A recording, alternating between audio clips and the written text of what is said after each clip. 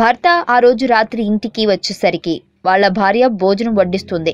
భర్త ఆమె చేపట్టుకుని నీతో ఒకటి చెప్పాలి అని అన్నాడు. ఆమె కూర్చుని నిశ్శబ్దంగా భోజనం చేస్తుంది. ఆమె కళ్లల్లో బాధని భర్త గమనించాడు. అతను ఆమెతో ఒక విషయం గురించి మాట్లాడాలి అని అనుకుంటున్నాడు. కానీ ఆమెకి ఆ విషయం ఎలా చెప్పాలో అర్థం కావడం లేదు. ఎలాగైనా ఆమెకు ఆ విషయం చెప్పాలి. చివరికి ఇలా చెప్పాడు, నాకు విడాకులు కావాలి అని ప్రశాంతంగా తనతో అసలు విషయం చెప్పాడు. ఆ మాటకి బదులుగా ఆమె ఎందుకు అని మామూలుగా అడిగింది. ఆమె ప్రశ్నను పట్టించుకోకుండా సమాధానం ఏమివ్వలేదు. ఆమెకు కోపం వచ్చింది. ఆమె ఒక వస్తువును దూరంగా విసిరేసి, మీరు ఒక మనిషేనా అని భర్త మీద గట్టిగా అరిచింది. ఆ రాత్రి వాళ్ళిద్దరూ మాట్లాడుకోలేదు. ఆమె బాగా ఏడ్చింది. భర్త ఎందుకు విడాకులు అడుగుతున్నాడో, అసలు ఏమి జరిగిందో తనకు తెలుసుకోవాలనుకుంది. భర్తని గట్టిగా అడిగింది. భర్త ఆమెకు సమాధానం ఇలా చెప్పాడు, నేను జాను అనే అమ్మాయిని ప్రేమించాను. నాకు నీపైన ప్రేమ లేదు. ఆ మాటలు విన్నా తాను చాలా బాధపడింది. ఒక నిమిషం ఏమవుతుందో తనకేం అర్థం కాలేదు. గిల్టీ ఫీలింగ్తో నాకు నువ్వు విడాకులు ఇవ్వడానికి, నువ్వు ఒప్పుకునేందుకు, నువ్వు ఉండటానికి సొంత ఇల్లు, కారు అండ్ నా స్థలంలో 30% వాటా ఇస్తా అని అగ్రిమెంట్ పేపర్లు తనకిచ్చాడు. చాలా కోపంతో ఆ పేపర్లను చింపేసింది. ప్రేమని ఎప్పటికీ కొనలేరు అని గట్టిగా ఏడ్చేసింది. భర్తగా తన లైఫ్లో ఒక తెలియని వ్యక్తిలా ఆమె జీవితంలో 10 సంవత్సరాలున్నాడు. అతని భార్య సమయం వృధా చేశానని బాధపడుతున్నాడు. అతను తన భార్యని అర్థం చేసుకునే ప్రయత్నం ఎప్పుడూ చేయలేదు. కానీ అతను జానుని మాత్రం ప్రేమిస్తున్నాడు.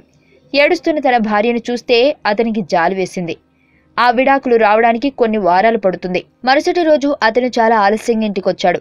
అతని భార్య టేబుల్ వద్ద ఏదో రాస్తూ కనిపించింది. అతను భోజనం చేయలేదు. కానీ అతనికి వెంటనే నిద్ర పట్టేసింది. ఎందుకంటే ఆ రోజంతా అతని లవర్ జానుతో కలిసి రోజంతా తిరగడం వల్ల బాగా అలసిపోయి త్వరగా నిద్రపోయాడు. అతను నిద్ర లేచేసరికి తన భార్య అక్కడి టేబుల్ దగ్గర ఇంకా రాస్తూ కనిపించింది. అతను తన భార్యను పట్టించుకోకుండా పక్కకి తిరిగి మళ్లీ నిద్రపోయాడు. ఉదయం ఆమె విడాకులకు సంబంధించి కొన్ని షరతులు చెప్పింది. ఆమె అతని నుండి ఏం కోరుకోవడం లేదు. కానీ విడాకుల ముందు 1 నెల రోజుల పాటు అతను తనతో ఉండాలని చెప్పింది. ఆ నెలలో మనం సాధ్యమైనంత వరకు సాధారణమైన జీవితాన్ని గడపాలి అని అంది.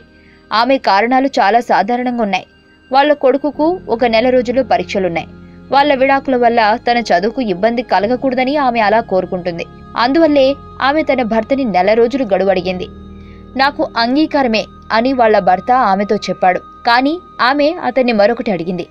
ఆమె అతనికి గుర్తు చేస్తూ ఇలా అడిగింది, మీరు మన పెళ్లి రోజున నన్ను మన పెళ్లి గదిలోకి ఎలా తీసుకెళ్లారు గుర్తుందా అని అడిగింది. ఆమె ఈ 1 నెల రోజుల వ్యవధిలో ప్రతిరోజు ఉదయం ఆమెని ఎత్తుకుని వాళ్ల బెడ్రూమ్ నుండి హాల్ వరకు తీసుకెళ్లాలని కోరింది. అప్పుడు అతడు ఆమెకు మతిపోయిందా అని అనుకున్నాడు. వాళ్లు కలిసి ఉండే చివరి రోజులలో తాను అతన్ని అడిగిన చివరి కోరిక కదా అని తన భార్య చెప్పిన దానికి ఒప్పుకున్నాడు. అతను ఆమెతో విడాకులు, అతని భార్య చెప్పిన షరతుల గురించి అతని లవర్ జానుకు చెప్పాడు.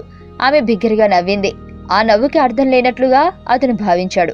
నీ భార్య నీకు విడాకులు ఇవ్వటం ఇష్టం లేక ఇలా ఏవేవో నాటకాలు ఆడుతుందని జాను అతనితో అంది. విడాకులకు ఒప్పందం దగ్గర నుంచి అతనికి అతని భార్యకు ఎలాంటి శారీరక సంబంధం లేదు. మొదటి రోజున తాను తన భార్య ఎత్తుకున్నప్పుడు అది వాళ్ళిద్దరి మధ్య మోటుతనంగా అనిపించింది. హే, నాన్న అమ్మను ఎత్తుకున్నాడని వాళ్ళ అబ్బాయి సంతోషంతో అరుస్తూ చప్పట్లు కొట్టాడు. ఆ అబ్బాయి మాటలు అతనికి బాధను కలిగించాయి. అలా ఎత్తుకుని తీసుకెళ్తున్నప్పుడు ఆమె కళ్ళు మూసుకుని నెమ్మదిగా తనతో ఇలా చెప్పింది, మన విడాకుల గురించి నేను మన అబ్బాయికి చెప్పలేదు. అతనికి కొంత బాధ కలిగినా నవ్వాడు. అతను ఆఫీస్కి వెళ్తున్నప్పుడు ఆమె తలుపు దగ్గరికి వచ్చింది. ఆమె ఆఫీస్ బస్ కోసం ఎదురు చూస్తుంది. తాను ఆఫీస్కి ఒక్కడే ఒంటరిగా కారులో వెళ్లిపోయాడు. 2వ రోజున వాళ్ళిద్దరికీ మరింత తేలికగా అనిపించింది. ఆమె తల తన గుండెని తాకుతుంది. ఆమె దగ్గర సువాసన తనకు తెలుస్తుంది. తాను కొంతకాలంగా తన భార్యని గమనించలేదు అని అనుకున్నాడు. ఆమె వయసు పైపడుతుందని అతను గ్రహించాడు. ఆమె ముఖం మీద ముడతలు కనిపిస్తున్నాయి. ఆమె జుట్టు ఎగురుతుంది. మన వివాహం మూల్యం చెల్లిస్తున్నాను అని అనుకుంటున్నారా అని భర్తని భార్య అడిగింది. అలా అడగగానే 1 నిమిషం పాటు ఆలోచిస్తూ తాను ఆశ్చర్యపోయాడు. 4వ రోజు తాను ఆమెను ఎత్తుకున్నప్పుడు వాళ్ళిద్దరి మధ్య దగ్గరతనం, అన్యోన్యత అతనికి కనిపించింది. ఈ అమ్మాయితోనేనా నేను 10 సంవత్సరాలు జీవించింది అని అతను కనిపించింది. 5వ మరియు 6వ రోజున వాళ్ళిద్దరి మధ్య సాన్నిహిత్యం పెరుగుతుందని తాను తెలుసుకున్నాడు. తాను ఈ విషయం గురించి జానుకి చెప్పలేదు. ఇలా 1 నెల రోజులు తన భార్యను తీసుకుని వెళ్లటం సులభంగా మారిపోయింది. బహుశా రోజు ఇలా చేయటం వల్ల తనకు తానే బలంగా, దృఢంగా అనిపించాడు. ఒక ఉదయం తాను ఏ డ్రెస్ వేసుకోవాలో వెతుకుతుంది. తాను కొన్ని డ్రెస్సులు ట్రై చేసింది కానీ ఒక్క డ్రెస్ కూడా తనకి బాగోలేదు. వేసిన ప్రతి డ్రెస్ కూడా తనకు లూజ్ గానే ఉంది. అప్పుడు అతనికి అర్థమైంది తను చాలా సన్నగా అయిందని. అందుకని అతను తనని తేలికగా మోయగలిగాను అని. ఆ విషయం అతనికి బలంగా తగిలింది. ఆమె గుండెల్లో ఎంత బాధ అనుభవిస్తుందో అప్పుడు అతనికి అర్థమైంది. అతనికి తెలియకుండానే అతని చెయ్యి ఆమె తలని తాకింది. ఆ సమయంలోనే వాళ్ళ అబ్బాయి వచ్చాడు. ఆ సందర్భాన్ని చూసిన ఆ అబ్బాయి వాళ్ళ నాన్నతో ఇలా అన్నాడు, నాన్న అమ్మని బయటికి తీసుకెళ్లే సమయం ఇప్పుడు వచ్చింది అని అన్నాడు.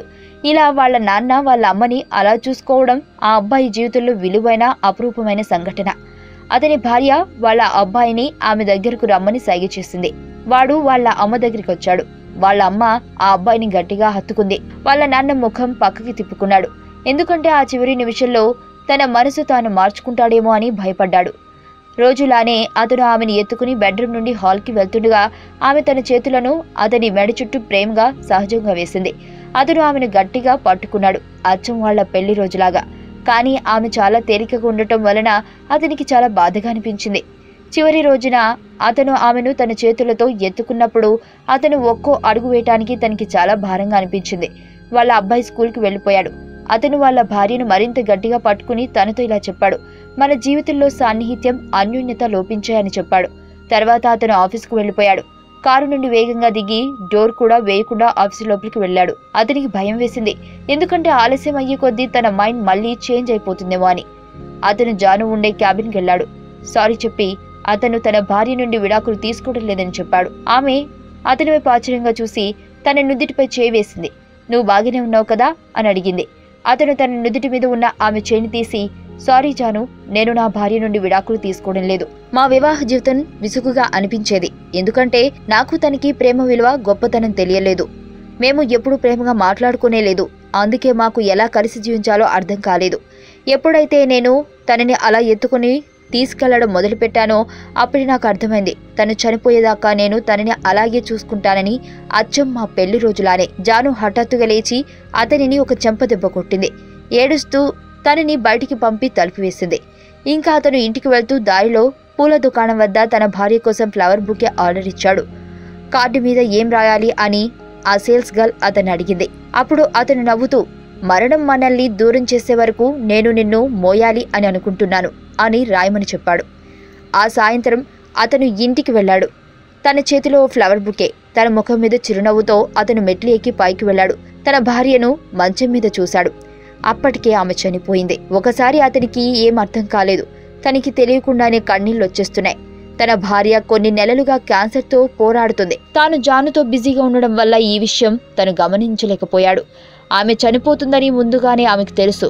ఆమె వాళ్ల సంసారం మరియు విడాకుల విషయాలు సంగతి వీలైనంత వరకు వాళ్ల కొడుకుకు దూరంగా ఉంచి తనని సేవ్ చేసింది. కనీసం వాళ్ల కొడుకు దృష్టిలో అతను ఒక ప్రేమించే భర్తగా ఉండాలి అనుకుంది. మీ జీవితాలలో జరిగే చిన్న విషయాలు నిజంగా మీ బంధానికి అర్థం తెలుపుతాయి. భవనం, కారు, ఆస్తి, బ్యాంకులో డబ్బు ఇవేవి బంధానికి సంబంధించినవి కావు. ఇవి ఆనందం కోసం అనుకూలమైన వాతావరణాన్ని సృష్టించడానికి మాత్రమే కానీ నిజమైన ఆనందం ఇవ్వవు. మీ జీవిత భాగస్వామితో వీలైనంత వరకు సమయం కేటాయిస్తూ ఒకరికొకరు ఆనందం కలిగించేలా చిన్న పనులు చేస్తూ ఉంటే ఇద్దరి మధ్య స్నేహం, సాన్నిహిత్యం పెరుగుతాయి. అప్పుడు నిజమైన సంతోషకరమైన వివాహ బంధం నిలబడుతుంది. మీరు ఈ మాటలు మరొకరికి పంపకపోతే మీకు ఏమి జరగచ్చో, కానీ మీరు ఈ కథని మరొకరికి పంపిస్తే మీరు ఒక వివాహ బంధాన్ని కాపాడే అవకాశం ఉంటుంది. చాలా మంది కేవలం అపార్థాల వల్ల విడిపోతున్నారు. ఇది చదివి కొంతమందైనా తాము చేసే తప్పును తెలుసుకుని తమ జీవితాన్ని ఆనందంగా గడుపుతారని కోరుకుంటున్నాను. ఒకటి చెప్పనా, మనం ఏం చేసినా, ఎంత ప్రేమగా చూసుకున్నా వాళ్ళు ఉన్నప్పుడే చూసుకోవాలి. అన్ని వాళ్ళు ఉన్నప్పుడే చూసుకోవాలి. వాళ్ళు వెళ్లిపోయాక మనం ప్రేమగా చూసుకుందామన్నా వాళ్ళు మనతో ఉండరు. సో ఫ్రెండ్స్, భార్యాభర్తలు ఇద్దరూ ఒకరినొకరు అర్థం చేసుకుని కలిసిమెలిసి కాపురం చేసినప్పుడే మన జీవితాలకు అర్థం, పరమార్థం. మీకు తెలియని మరిన్ని రహస్యాలను తెలుసుకోవాలనుకుంటున్నారా? అయితే సబ్స్క్రైబ్ చేయండి రహస్యవాణి.